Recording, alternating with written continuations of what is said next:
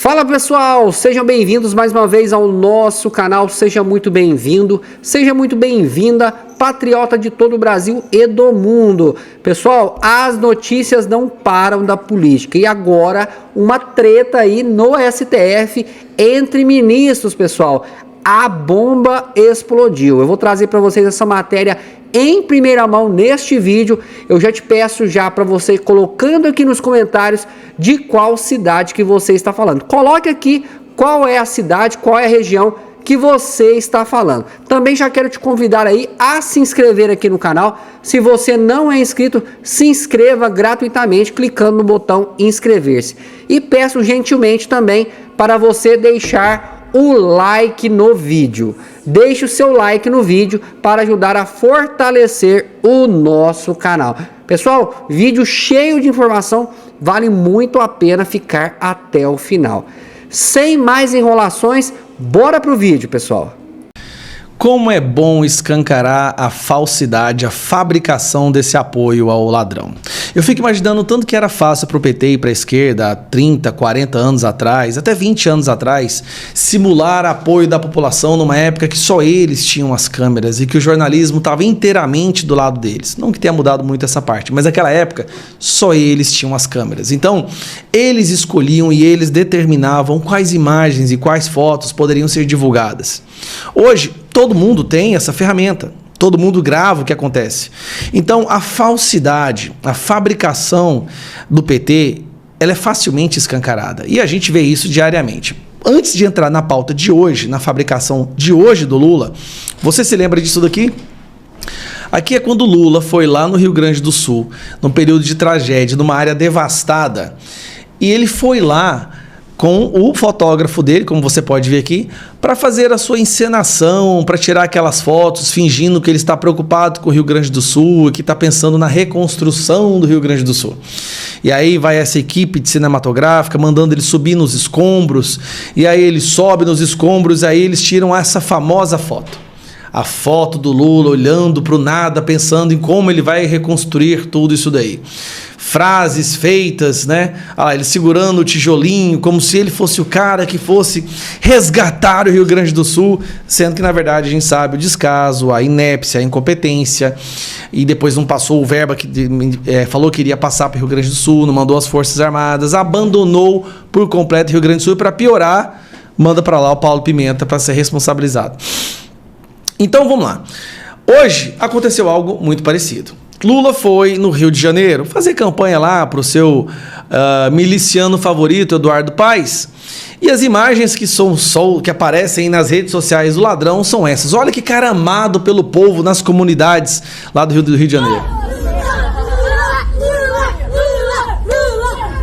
Eu quero que você preste atenção de novo nessas crianças aqui, ó. Olha lá. Presta atenção nessas 3 crianças aqui na roupa delas. Lula! Prestou? Ó. Que cara amado. Que cara admira. Que pessoa idolatrada, né? Agora vamos ver o ensaio que foi feito com essas mesmas crianças antes da chegada do Lula. Olha só, a equipe do Lula vai na frente, junta algumas crianças, deve ter dado algum dinheiro para elas, alguma coisa, uma barra de chocolate, e ensaio o que elas devem fazer. Vamos ver. Lula, Lula, Lula. Opa, ó a roupa dessa criança aqui. Parece que eu vi essa roupa em algum lugar, né?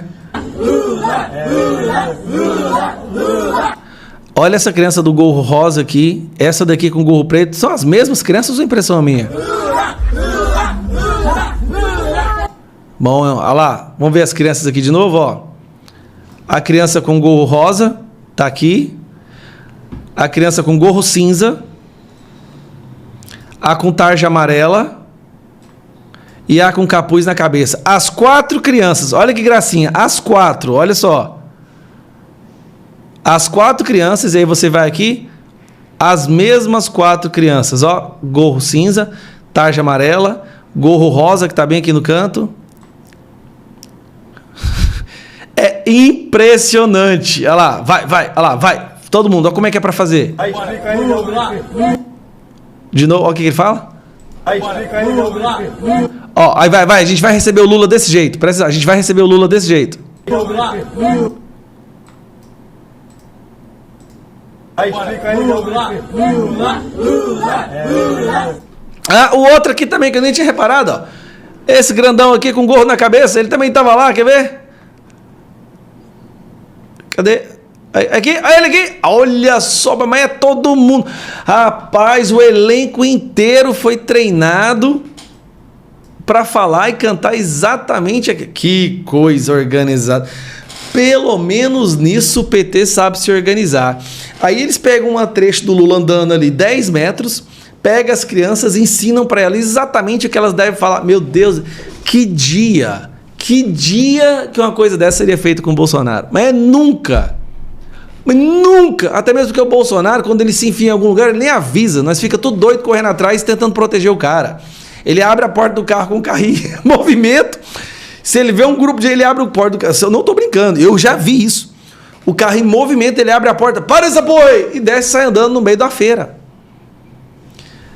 Com o Lula tem que ir lá, pegar as crianças, pagar, oferecer alguma coisa e treinar elas o que elas devem falar. Cara, isso aqui é totalmente maduro.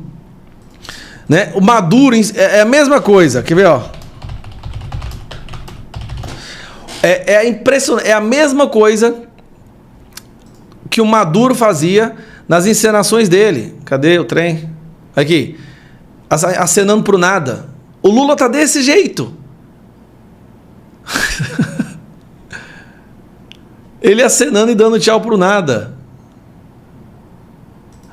Gente do céu, nós chegamos nesse nível de eu não vou falar mais nada, não.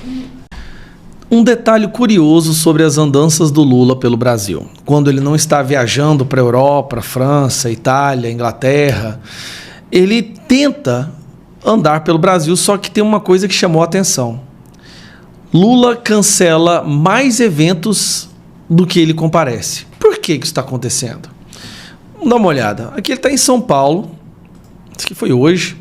Ele em São Paulo, e aqui ele fica revoltado porque o governador de São Paulo decide não comparecer. Dá uma olhada. O governador gosta ou não gosta de mim? Eu não quero casar com o governador.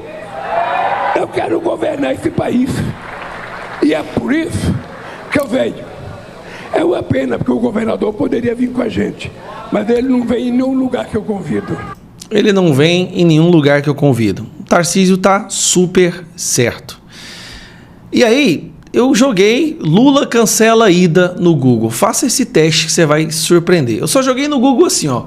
Lula cancela ida. Aí começa aqui, ó. Mau tempo cancela a agenda do Lula no Tocantins. Pera aí, Tocantins nunca tem mau tempo, porque lá nem chove por direito para comer essa história. Lula cancela a agenda em Curitiba às vésperas da visita de Bolsonaro no Paraná. Lula cancela viagens a Goiás e Santa Catarina. Lula cancela a participação em evento de comemoração de 80 anos da Polícia Federal. Lula cancela a agenda em Goiânia, marcada para essa semana. Temendo ser hostilizado, Lula cancela a viagem a 3 estados. Lula cancela a agenda em regiões em que foi derrotado por Bolsonaro. E, temendo não ser bem recebido, Lula cancela viagens em 3 estados. E aí, quando você joga Lula cancela, o que não falta, como vocês podem ver, é justamente Lula cancela a ida a tal estado, Lula cancela a ida ao Paraná, Lula cancela a ida a Santa Catarina, Goiás, Mato Grosso do Sul, Tocantins e por aí vai. É o primeiro presidente da história que não é aceito em quase nenhum estado do Brasil, com exceção dos estados do Nordeste. É impressionante. Aí por quê? Por que ele cancela? Primeiro, percebe-se que seria mais um fiasco, que ele não quer se colocar numa situação onde ele vai para algum evento e tenha lá 100, 200 pessoas. Isso fica muito escancarado que é um presidente sem povo. Isso a gente já sabe. Mas mesmo assim, quanto mais conteúdo de eventos vazios se tem, mais desgaste para o governo. Então ele acaba não podendo ir. E segundo que nós estamos em ano eleitoral, em todos esses estados, os governadores falam que não vão encontrá-lo. E aí pega muito mal. E por quê? Por que os governadores e os prefeitos não querem encontrá-lo? Afinal de contas, é o presidente da República. Porque encontrar o Lula hoje te enfraquece politicamente. Nós estamos em ano eleitoral, os governadores querem fazer prefeitos, os prefeitos querem se reeleger ou eleger os seus indicados, e qualquer associação ao Lula prejudica essas pessoas, e eles sabem disso. Eles sabem que a pior coisa que pode acontecer para um candidato hoje a governo, a política, é estar associado ao Lula. Cara, eu nunca fiquei sabendo de uma rejeição tão grande que causasse isso nos próprios governadores. Os governadores não querem tirar uma foto ou estar no palco com o presidente da República, porque isso os enfraquece politicamente, impede que eles elejam os seus vereadores, os seus prefeitos, e os próprios candidatos a prefeitos entenderam que a melhor coisa que eles podem fazer hoje é estar longe do Lula. Eu nunca tinha visto isso. Até os candidatos do PT. Eu vou dar um exemplo aqui de Goiânia. Aqui em Goiânia tem uma candidata que é a Adriana. Adriana do Lula, Adriana do PT. Adriana Corsi. Ela é candidata a prefeita daqui. E ela não quer que o Lula venha aqui fazer campanha para ela. Ela não quer ser vista como o presidente que ela ajudou a eleger. Para pensar nisso. Ela é do PT, ela é candidata do PT, tá até bem nas pesquisas, mas não quer ser vista com Lula. Pediu pro Lula não vir aqui. Lula, não vem não, porque se você vier eu não ganho mesmo.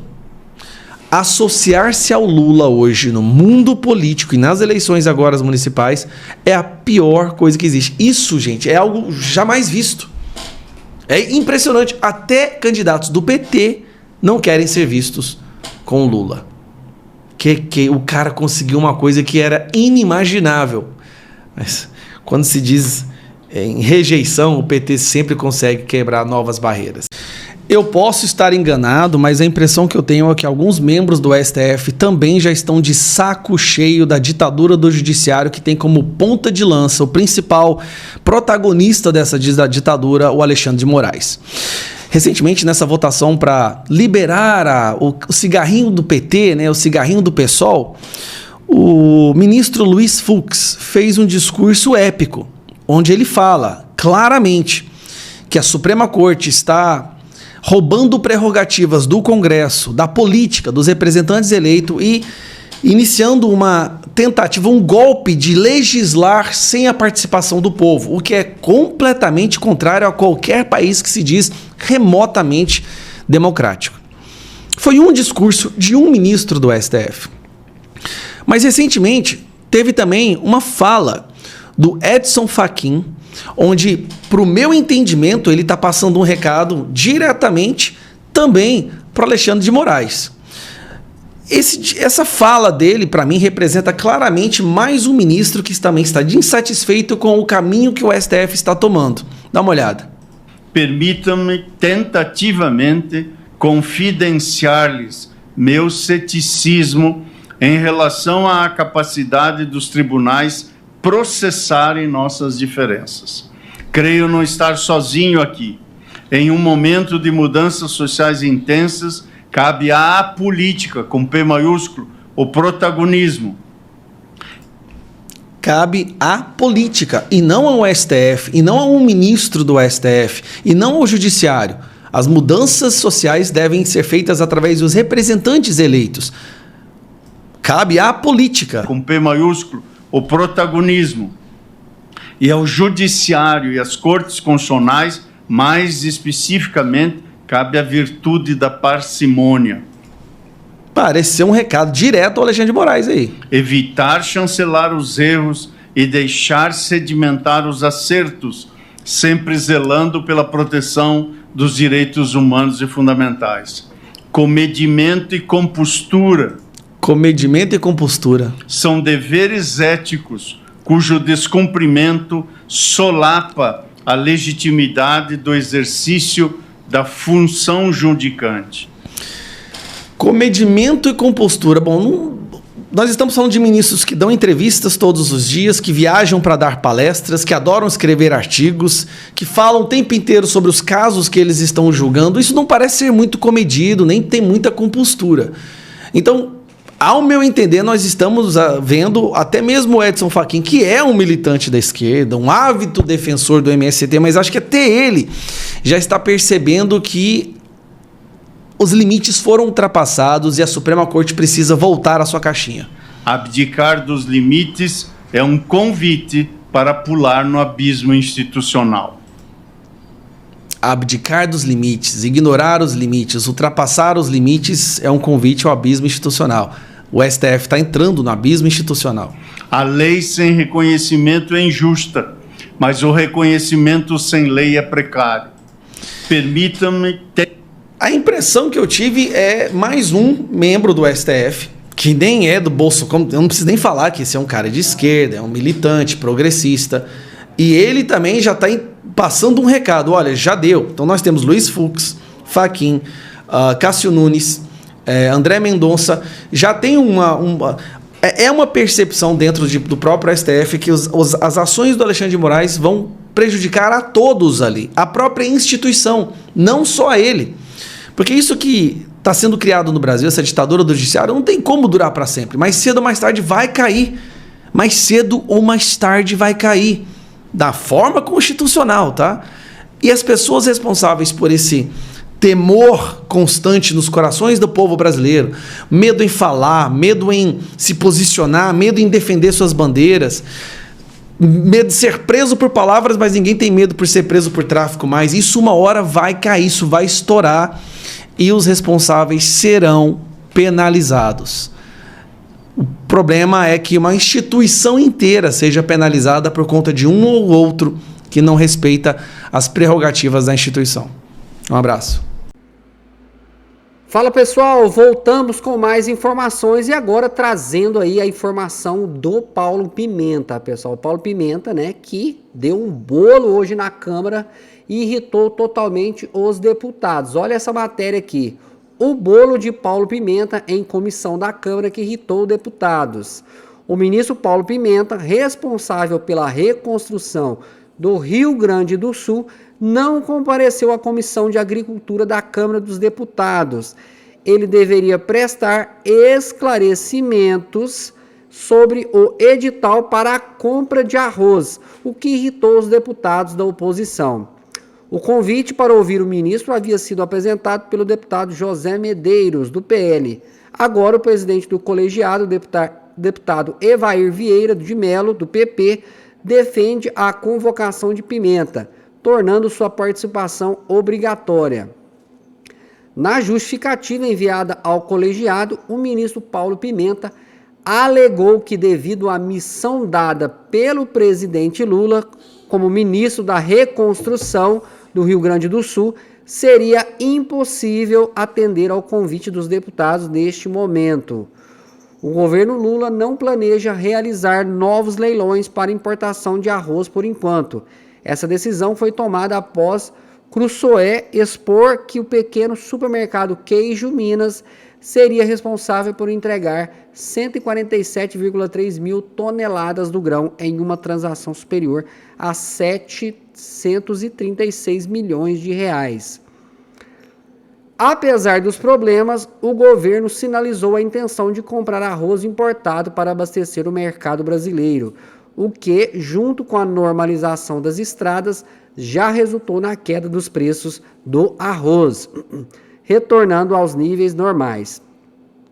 O Rio Grande do Sul é responsável por cerca de 70% da produção nacional de arroz, e as chuvas e enchentes afetaram as lavouras, os estoques locais e a logística de distribuição, levando à decisão de importar o produto.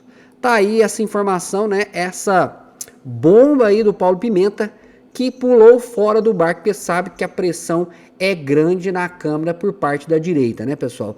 Tanto é que na última comissão que ele foi totalmente pressionado sobre as enchentes do Sul, sobre tudo que estava acontecendo, ele ficou totalmente ali mudando de assunto, não entrando nas pautas verdadeiras da direita, né? Quando foi pressionado sobre o que estava acontecendo, o que o governo iria fazer aí com os desabrigados e tudo mais no Rio Grande do Sul, e Paulo Pimenta simplesmente, né, deu o fora.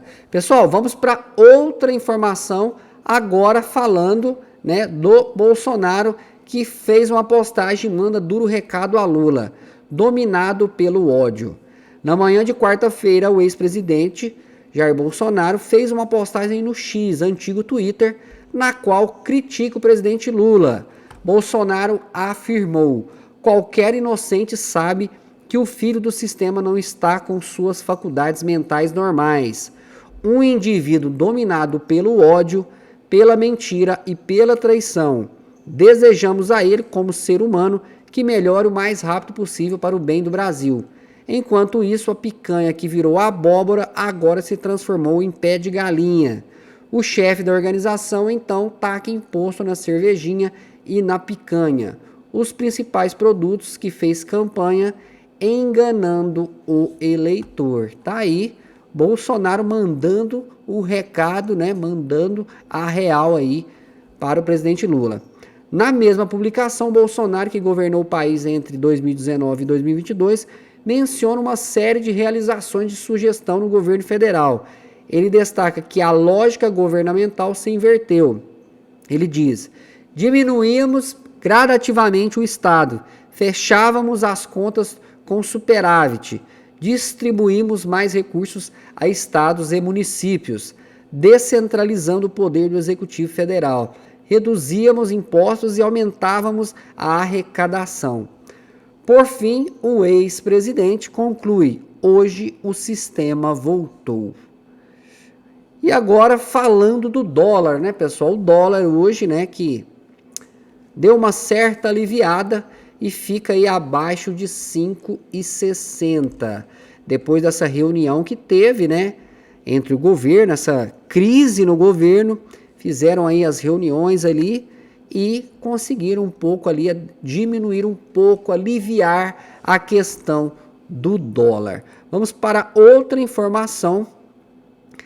E agora falando do Lira, pessoal. Lira diz que reforma tributária será pautada. Veja impasses. A recente declaração do presidente da Câmara, Arthur Lira, trouxe à tona a complexidade e os desafios iminentes da regulamentação da reforma tributária, que está prevista para ser votada na próxima semana. As discussões giram em torno de pontos cruciais, como a inclusão de carnes e outras proteínas na cesta básica com alíquota zero. No entanto, essa inclusão não é tão simples quanto parece. O aumento da alíquota,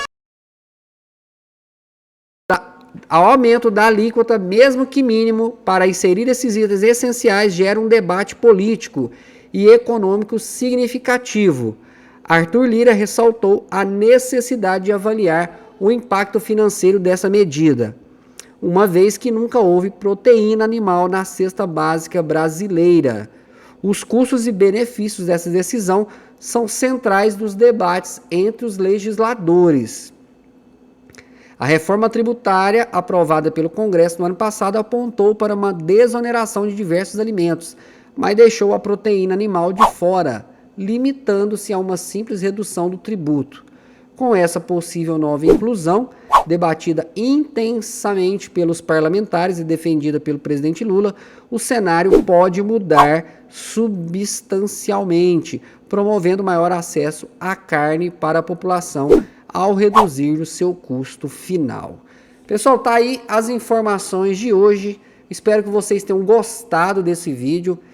Como vocês podem ver, né, o desespero aí do governo Lula em tentar reverter aí essas pautas econômicas e tudo relacionado a dólar, ao arroz, tudo que está em crise, né, neste governo Lula.